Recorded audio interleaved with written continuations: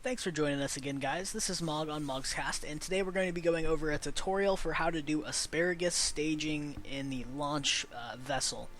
So we're going to be building what I'm calling Vessel 1, or Launch Vessel 1. So as you can see here, we've got it set up with 2x symmetry, and it's going to move forward into, it'll bounce to 3, 4, 5, and there, well, 3, 4, then 6. And we're going to be doing it on a 6 tank setup for the asparagus staging. You can do asparagus in 4x symmetry tanks, 6x, and 8x. 3 and 2 you can't do asparagus staging with because there's nowhere to transfer it without becoming unstable. You can do onion staging. It's very similar, but there's lots of that out there too. I might do a tutorial on that because it's a much simpler way to do this. This is the more in-depth staging, and it's the most fuel-efficient way to stage a launch vessel, or any vessel for that matter, is using this method.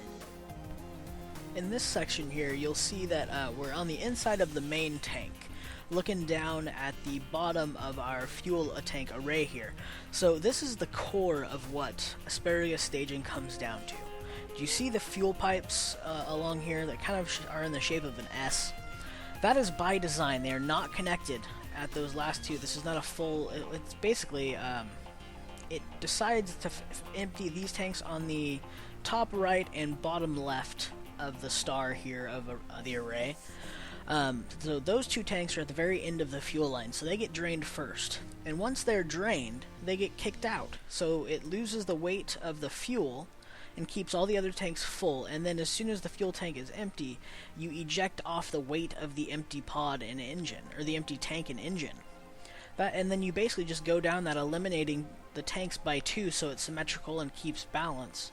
But it also drops the weight, the excess weight of the empty tanks. So it's really efficient design, because you can, it becomes the most efficient because you're dropping the extra weight, so you don't have to worry about hauling that around with you, so it makes you more efficient.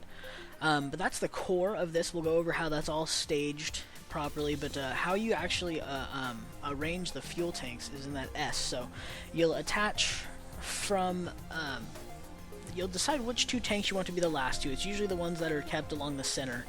You don't want them to be cockeyed to how your orientation is. It just makes things a little cleaner. You pick those 2 tanks, you connect them from them to the center engine so that it's kept fueled to the very end. Then you run the direction that you want to eject them at. So in this stage, you'll see that, like, I kind of have the S. You can go reverse that. You just have to make sure that you're aligning your fuel lines properly. You want them to basically feed all toward the center. So you start at the outside and connect to the last tank, and then connect it to the next tank over to the right, and then go to the other side of that tank, connect from that tank to the last one that connects to the tank. Anyway, you guys kind of see how this lines up. Explaining it like this is a little weird. I'll have annotations. That's something I should note. I'm going to have hints on the annotations pointing these things out, so it might be a good time to turn on annotations if you don't have them on now. But okay, moving on. Okay, now in this part you'll see that the flashing parts here, we're looking at the staging. The first core here that we want to let go of tanks, you can see on the stage 8 there, as we flicker over that button, those corresponding radial decouplers flash. So you can kind of see how this is set up in comparison to the fuel lines below. So the end tank on the fuel line is released first.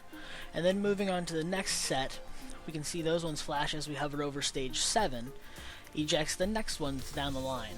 And then stage 6 here is the final set that gets dropped off when we get to that stage. And at that point, the only tank we'll have left firing and empty or full will be the core center tank. So we can eject all that weight out is the definite plus to how this staging works. Because check this out, as we zoom out here, it's going to take a look. We're just going to try to keep this in the frame, but you can see here that final stage 5 there kicks off at the last decoupler after that final stage is finished. So we burn out 6, those are the last tanks that go, and then it comes up to this tank and we eject that off. That is the top of our stage here, our subassembly. You just grab the at the very last decoupler there, and you just drag it over to the subassembly drop zone on the bottom left there, just above the radial buttons and the symmetrical buttons. So that's how you save an assembly, but let's take a look here at the engines too, because what we've got down here at the engines is we want to make sure this is your first stage. This is everything that's firing. As you can see, you've got the 6 outer engines are firing in the first stage and that center core stage, so all of your rockets are firing throughout this entire process, and as soon as that weight is gone and just excess, it gets dropped off. It's a really efficient system, and that's how you build this thing. So let's take one final look at it. In this last stage, you want to make sure that you have all your struts in place and everything is ready to go for flight and stable. You might even take the initiative and add struts to the very top, going up to your payload. So anyway, thanks for watching this how-to on how to do asparagus staging, and we'll see you next time. Cheers!